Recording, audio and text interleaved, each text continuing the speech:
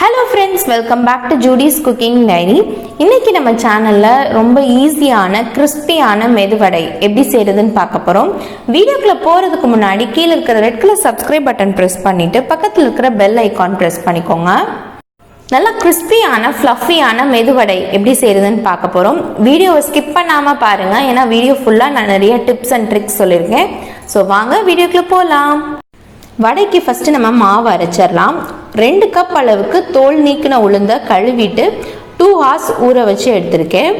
உளுந்து ரொம்ப நேரம் ஊற வச்சிடாதீங்க, மேக்ஸிமம் 3 மணி நேரம் தான் ஊற வைக்கணும். ஒருவேளை 3 மணி நேரம் தாண்டிடுச்சு அப்படின்னா ஃப்ரிட்ஜில் எடுத்து வச்சிருங்க. எப்போ அரைக்க போறீங்களோ அப்போ நீங்கள் எடுத்து அரைச்சிக்கலாம். மிக்சியில் அரைக்கிறத விட கிரைண்டரில் அரைச்சிங்கன்னா நல்லா சாஃப்டாக ஃப்ளஃபியாக நிறைய வடை கிடைக்கும். ஸோ கிரைண்டரில் அரைக்கிறத எப்போவுமே ப்ரிஃபர் பண்ணிக்கோங்க. கிரைண்டரில் உளுந்து சேர்த்துட்டு கொஞ்சம் கொஞ்சமாக தண்ணி தெளித்து நல்லா சாஃப்டாக அரைச்சிக்கோங்க.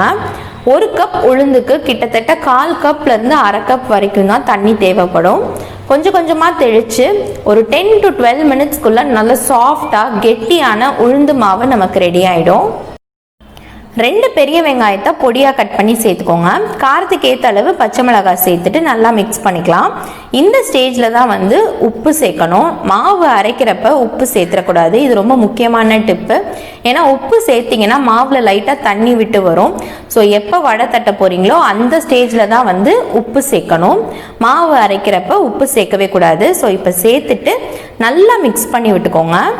உப்பு சேர்த்துட்டு நல்லா மிக்ஸ் பண்ணி விட்டுக்கோங்க, இல்லைன்னா உப்பு அங்கங்கே நின்றுக்கும். ஸோ நல்லா மிக்ஸ் பண்ணிக்கோங்க. மாவு எவ்வளோ கெட்டியாக இருக்குன்னு பாருங்கள்.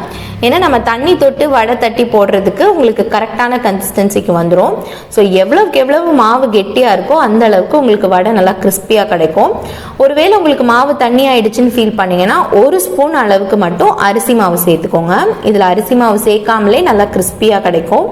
கொஞ்சமாக குருமிளகு சேர்த்துட்டு நல்லா மிக்ஸ் பண்ணி விட்டுக்கிறாங்க அம்மா. மாவு நல்லா மிக்ஸ் பண்ணிவிட்டு எண்ணெயில் பொரித்து ஃபஸ்ட்டு ஒரு வடை ட்ரை பண்ணி பாருங்கள். ஒருவேளை எண்ணெய் குடிச்சிருந்துச்சுன்னா 1 ஸ்பூன் அளவுக்கு அரிசி மாவு சேர்த்துக்கோங்க. அப்போ எண்ணெய் குடிக்காது.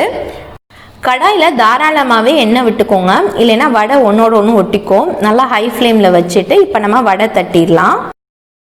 அம்மா பாத்திரத்தில் தண்ணியை ஃபஸ்ட்டு ரெடியாக எடுத்து வச்சுக்கிட்டாங்க. கையை ஃபஸ்ட்டு தண்ணியில் நனைச்சிட்டு சின்னதாக ஒரு உருண்டை எடுத்து இந்த மாதிரி நல்லா உருட்டினதுக்கப்புறம் கட்டை விரலை வச்சு சின்னதாக ஒரு ஹோல் போட்டு எண்ணெயில் பொரிச்சு எடுத்துட்டாங்க. லைட்டாகவே தண்ணியை தொட்டுக்கோங்க, இல்லைன்னா மாவு ரொம்ப தண்ணி ஆகிடும். ஜஸ்ட் நீங்கள் வெட் பண்ணுறதுனால கையில் ஒட்டாமல் அழகாக வழுக்கிட்டு போயிடும். இது எக்ஸ்பீரியன்ஸ்னால தான் ஒரே கையில் அவங்க செஞ்சிடறாங்க. கொஞ்சம் கஷ்டமாக இருக்குன்னு ஃபீல் பண்ணிங்கன்னா வாழை இலையிலையோ இல்லை பிளாஸ்டிக் ஷீட்லேயோ தட்டிட்டு அதில் ஹோல் போட்டு அதுக்கப்புறம் நீங்கள் பொரிச்சு எடுத்துட வேண்டியதான். அடுப்பை மீடியம் ஃப்ளேமில் வச்சுட்டு நல்லா கோல்டன் கலர் அண்ட் கிறிஸ்பி ஆகிற வரைக்கும் ஃப்ரை பண்ணி எடுத்துக்கோங்க. இதில் ஆனியன் சேர்த்துருக்கிறதுனால நம்ம வடையோடு சேர்த்து சாப்பிட்றப்ப நல்லா ஒரு க்ரன்ச்சியான டேஸ்ட் கிடைக்கும். இதில் அரிசி மாவு எதுவுமே சேர்க்காமலே நல்லா கிறிஸ்பியாக நமக்கு கிடைக்கும். ஆறுனதுக்கப்புறமும் வடை நல்லா சாஃப்டாகவே இருக்கும். வடை ஃப்ளஃபியாக வர்றதுக்கு இன்னொரு டிப் பார்த்தீங்கன்னா மேக்ஸிமம் 12 to 15 மினிட்ஸ்க்குள்ளே மாவை அரைச்சி எடுத்துருங்க. அதுலேயே உங்களுக்கு மாவு நல்லா வலுவலுன்னு அரைச்சி வந்துடும். அதிக நேரம் அரைச்சிங்கனாலும் வடை தட்டையாயிரும். ஸோ அதனால் 12 to 15 மினிட்ஸ்க்குள்ளே அரைச்சி எடுத்துக்கோங்க. வடை மாவு கிரைண்டரில் அரைக்கிறதுக்கு பதிலாக மிக்சியில் அரைக்கிறதுக்கு நான் சில டிப்ஸ் சொல்லியிருக்கேன், அதை ஃபாலோ பண்ணிக்கோங்க. உளுந்து நல்லா வாஷ் பண்ணிவிட்டு இதை எக்ஸாக்டாக 3 மணி நேரம் நல்லா ஊற வச்சுருங்க. 3 மணி நேரம் நல்லா ஊறினதுக்கப்புறம் இதை 1/2 hour ஃப்ரிட்ஜில் வச்சு எடுத்துக்கோங்க.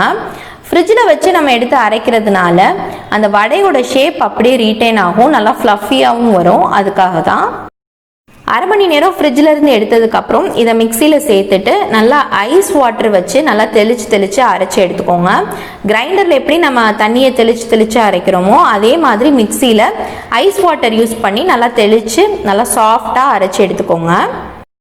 உளுந்த வடை ரெசிபி எல்லாருக்குமே தெரியும், பட் ஆனால் நான் சொல்லியிருக்கிற சின்ன சின்ன டிப்ஸ் அண்ட் ட்ரிக்ஸை நீங்கள் ஃபாலோ பண்ணி செஞ்சிங்கன்னா இந்த ரெசிபி கண்டிப்பாக ஃபெயிலே ஆகாது.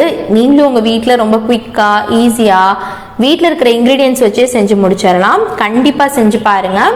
இது கூட சட்னி சாம்பார் வச்சு சர்வ் பண்ணிங்கன்னா பக்காவான ஈவினிங் ஸ்நாக்ஸ் நமக்கு ரெடி ஆகிடும்.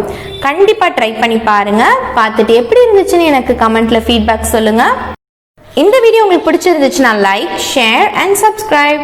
இதே மாதிரி இன்னொரு சூப்பரான வீடியோவில் உங்களை மீட் பண்ணுறேன். அது வரைக்கும் ஸ்டே டியூன். பை.